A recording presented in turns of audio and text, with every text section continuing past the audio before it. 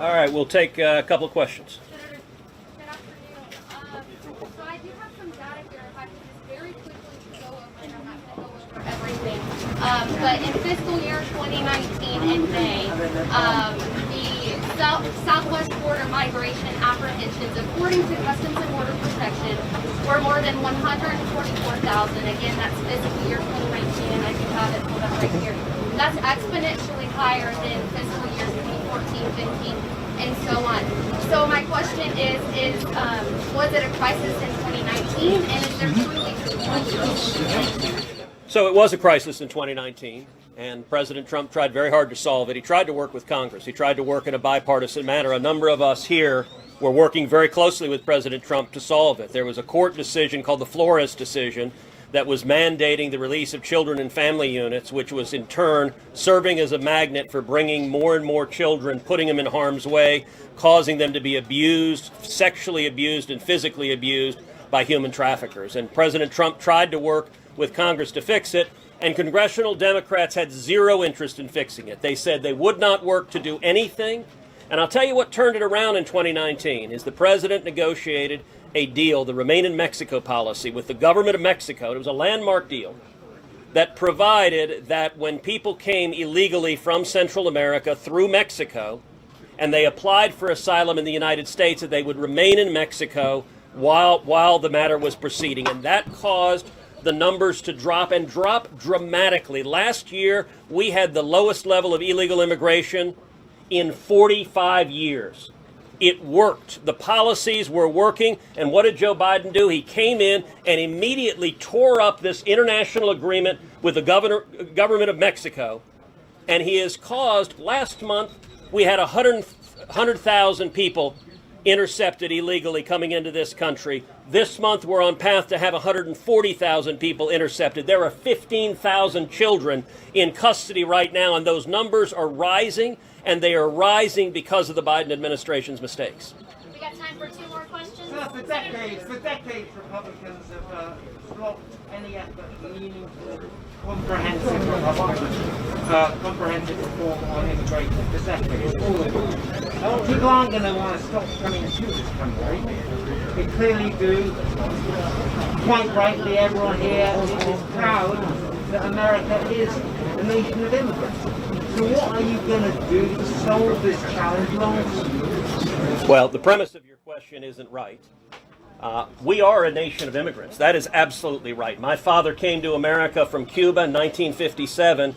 He was 18 and he couldn't speak English. He had $100 in his underwear. We're a nation that is built by people coming here seeking freedom. And there's no nation on earth that is more generous, more welcoming to immigrants than the United States of America.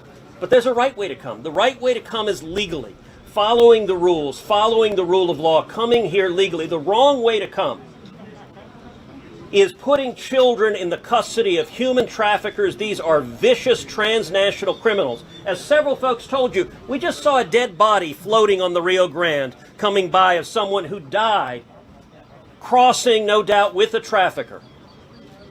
This is inhumane, what is going on, and the Democrats have made decisions. Joe Biden and the Biden administration have made decisions that are causing these people to suffer, and to do this in a pandemic is particularly irresponsible. In Harlingen, the illegal immigrants being released are testing positive for COVID-19 at a rate 7 times higher than the U.S. population.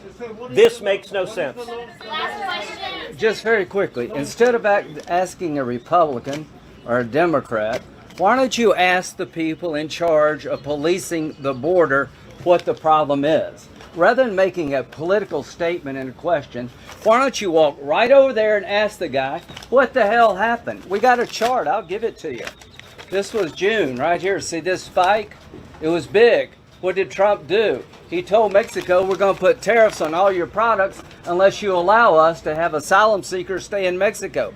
What happened? It went down to a 45-year low because nobody's going to pay $20,000 to come to Mexico and wait for 4 years.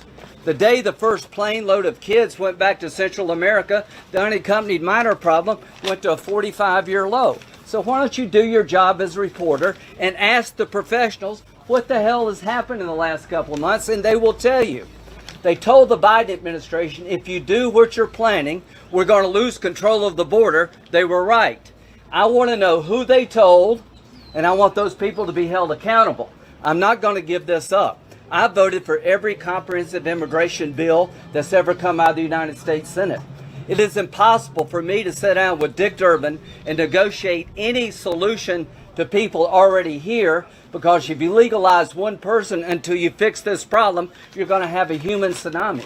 It will be another signal there, come to America, welcome. Don't ask us, we're politicians. Ask these people over here what has happened, why have they lost control of the border, and they will tell you.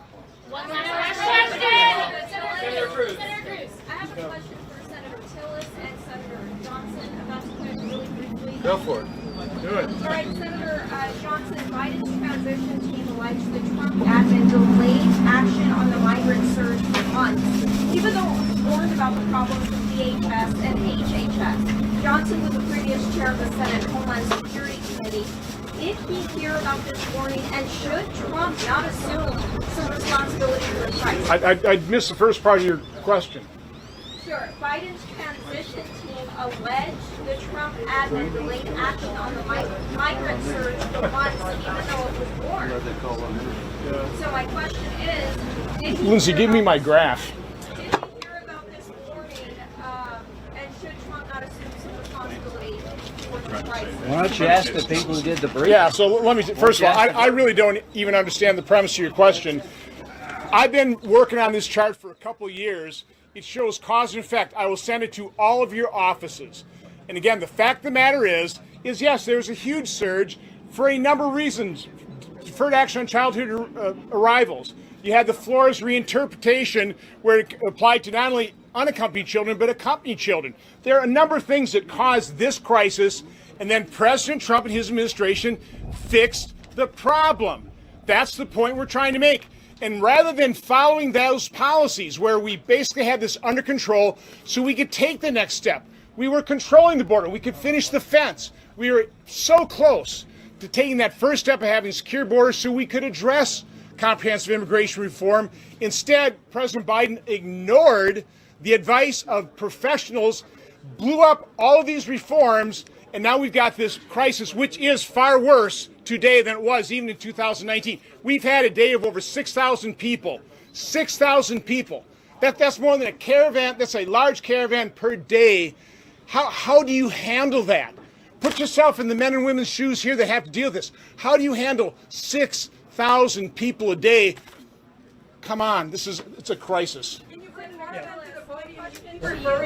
Hold up a second. You can finish. Hold up. Is it now time to pursue a more comprehensive? I know you're co-sponsoring the Secure and Protect Act. Yeah. If you think we should do a more comprehensive immigration reform. Well, absolutely, but the table stakes are here. Exactly what Lindsay said. The reason that President Trump did have a crisis, to the first question asked, created by a court decision, he fixed it. Well, we just had a meeting just last week with Democrat members. Lindsay and I were there and other members. And we said, if you want to talk about immigration reform, we're prepared to. We have a crisis at the border. We have to understand, again, listening to what the folks on the ground are telling us and making sure that we have policies that secure this border. You cannot possibly have a credible immigration reform proposal in Congress until you fix this crisis down here. Thank you. Thank you all. Thank you guys. Senator, hold on a sec. Senator Cruz and I are enormously grateful to all of our colleagues who came down here with us about 18 hours ago, and you've heard their remarks and answered your questions. Hello, I'm Mike Lindell, inventor of MyPillow. Thanks to your support, you've helped make MyPillow become one of the fastest growing companies in America.